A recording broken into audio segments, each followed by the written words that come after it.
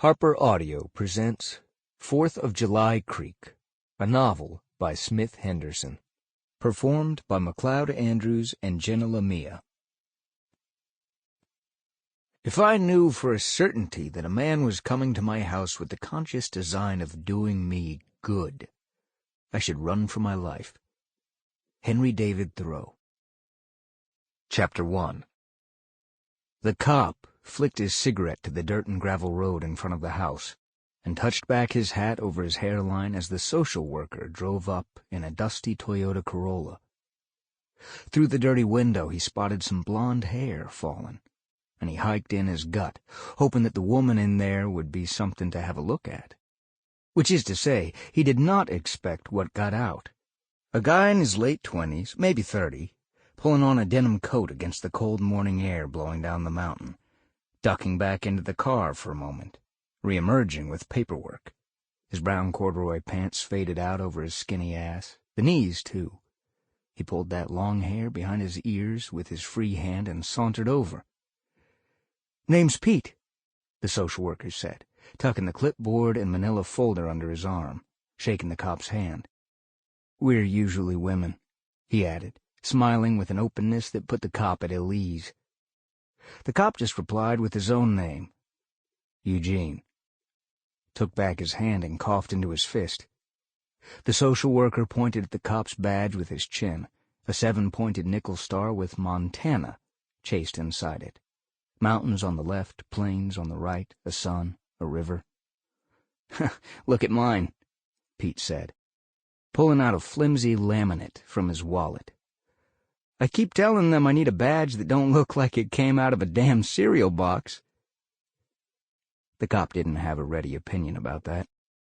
He burnished a smudge off his own shield with a plump red thumb and turned toward the house.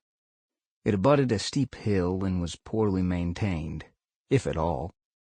Peeling paint, a porch swing dangling from one rusting chain, a missing window pane taped over with torn cardboard. Couch cushions, half a blow-dryer, some lengths of phone cable, a plastic colander, and broken crockery littered the yard. Pieces of clothing slung up in the cedar shrubs like crude scarecrows, and the grass erupted in tall, disordered bunches, stalks shooting through the warped porch boards, at places window-high. The screen door hung open behind where the mother and her son sat. "Shit," Pete said. "You had to cuff them? That or they's gonna kill each other." The mother called out to him, "Pete! Pete!" But he shook his head no, and she looked off, pissed and muttering. The son didn't even glance up, but must have suggested something to her because she turned away from him and spat out some words. From where they were, Pete and the cop couldn't hear what hateful thing she said, and they watched a minute to see if the bickering would flare up. It did not.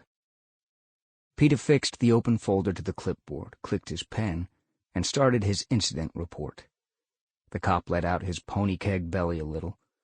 They always relaxed when the social worker got involved, soothed by the scritching of his pen, relieved that Pete would be taking it from here. "So, what happened?" Pete asked, pen aloft. The cop snorted contemptuously, lit up another cigarette, and told him. They were at it again, and the neighbor'd finally had it with the two of them broadcasting to the whole row of houses precisely how they'd kill each other, what appendages would be hacked off, and into what orifices they would stick those dismembered parts. There were children about, the neighbor said, so he went over. He pounds on the door, no response, cups his eyes to see in the window. Sounds like the argument has spilled out the back door of the house. The neighbor jogs around to the side gate where the boy is standing with his air rifle. The two of them halt at the sight of one another. Then the kid starts crossing and uncrossing his eyes at the neighbor. To unnerve him, or because he'd at last gone bonkers, who could say? "Did he actually threaten the neighbor with the gun?" The cop blew smoke out his nose. "This guy, he knows a pellet gun when he sees it." "Right. But it ain't like he pointed the gun at the guy or said anything threatening at him exactly. The neighbor says he was more worried about the kid going after the mother."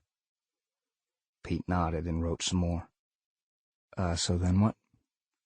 So he says fuck it and Sample complete. Ready to continue?